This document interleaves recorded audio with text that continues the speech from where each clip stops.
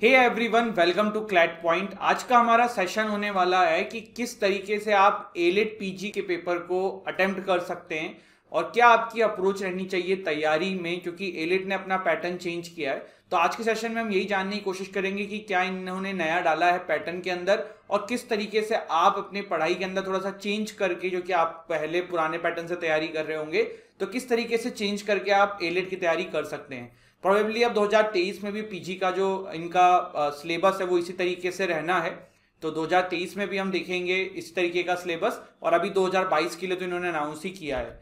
तो चलिए फिर शुरुआत करते हैं। सबसे पहले देखिए, पेपर जो है ना, इसमें दो सेक्शन आपके होने वाले हैं, paper A and paper B. ठीक है, पेपर ए जो होगा या फिर सेक्शन ए जिसको मैं बोलूं, उसमें 100 मल्टीपल चॉइस क्वेश्चंस होंगे और ये मल्टीपल चॉइस क्वेश्चन भी दो पार्ट में होंगे। पहला इंग्लिश लैंग्वेज पे आएगा 50 क्वेश्चन और दूसरा 50 question will be based upon legal reasoning. अब एक चीज जो यहाँ पे नहीं आई है वो आई है इंग्लिश लैंग्वेज। इंग्लिश लैंग्वेज में सिंपल सी बात है, आपको बड़े बड़े पैराग्राफ मिलेंगे जिसको आपको सॉल्व करना होगा, जिसमें अनसीन पैसेज में आपको एरर फाइंड करने का, कुछ ग्रामेटिकल मिस्टेक का, टोन्स के ऊपर क्वेश्चन, कुछ इस तरीके के क्वेश्चंस आपके कॉम्प्रेंशन वाले इंग्लिश में आएंगे जो 50 क्वेश्चंस रहेंगे।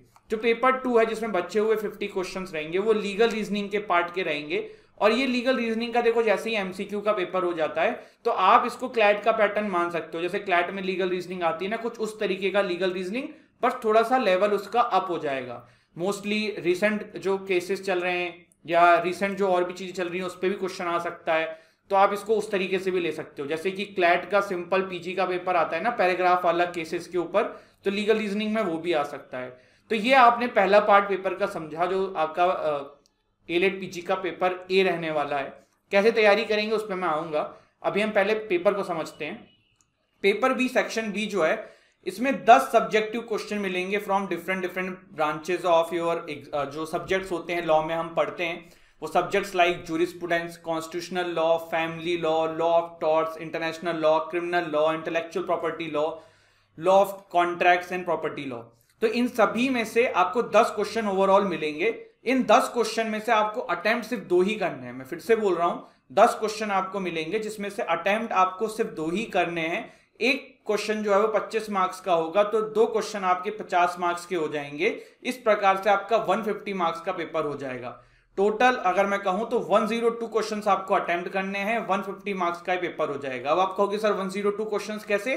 100 क्वेश्चन पेपर ए से, 2 क्वेश्चंस आपके पेपर बी से। जो रिक्वायर्ड नंबर है, अगर पेपर ए में आप नहीं लाएंगे तो आपका पेपर भी वैसे भी चेक नहीं होगा। तो एक चीज आपने यहां पे ये भी जानी।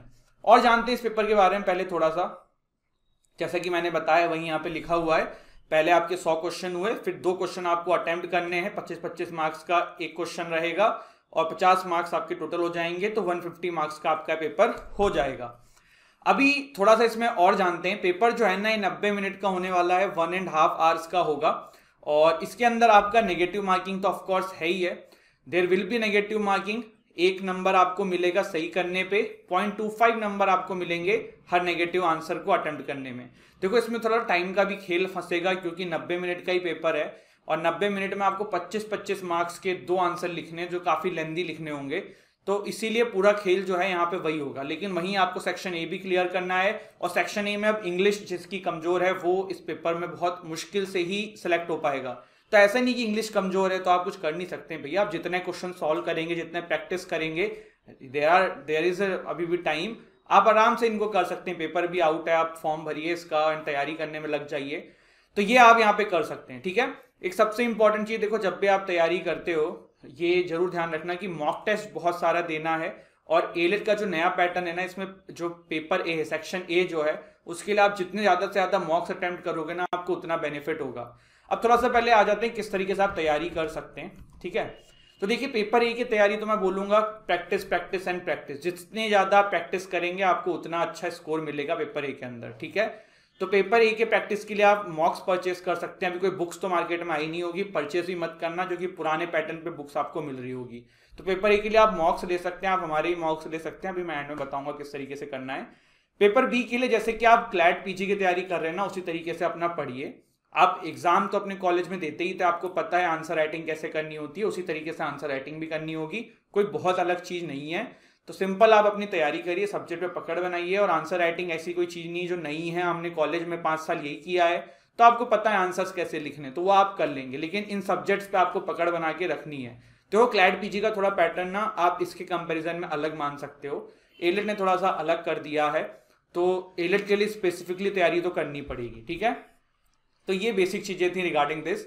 3 चीजें मैं आपको जरूर बोलूंगा इस एग्जाम की तैयारी से पहले, वो ये है मॉक इनरोल कर लो अपने आप को, जहां पे नए पैटर्न पे एलेट के मॉक मिल रहे हो। आई वोंट सजेस्ट कि आप कहीं भी मॉक जाके इनरोल कर ले रहे हैं जहाँ पे पुराना पैटर्न होगा, आपको कोई फायदा नहीं है। तो पहली चीज इस तैयारी के लिए मॉक में इनरोल कर लो, ज्यादा से ज्यादा मॉक्स दो।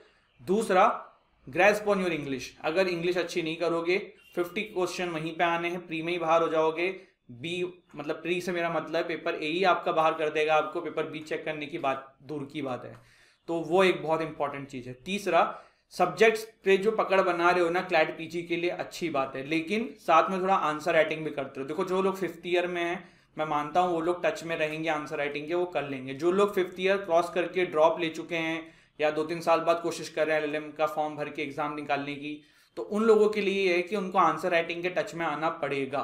तो आंसर राइटिंग के टच में आने के लिए आपको खूब सारी प्रैक्टिस की जरूरत है, जो आपको ज़्यादा से ज़्यादा करने पे ही आएगी। तो ये 3-4 जो इसके मूल मंत्र हैं वो आपको ध्यान रखने हैं। रिसेंट केसेस आप पढ़िए, रिसेंट केस लॉस पे पकड़ बनाइए, और न्यूज़पेपर पे थोड़ा सा पकड़ बनाइए, न्यूज़पेपर पढ़ना शुरू करिए। मैं इसलिए न्यूज़पेपर पढ़ने को नहीं कह रहा हूँ कि आप कुछ नया सीख जाओगे, नहीं।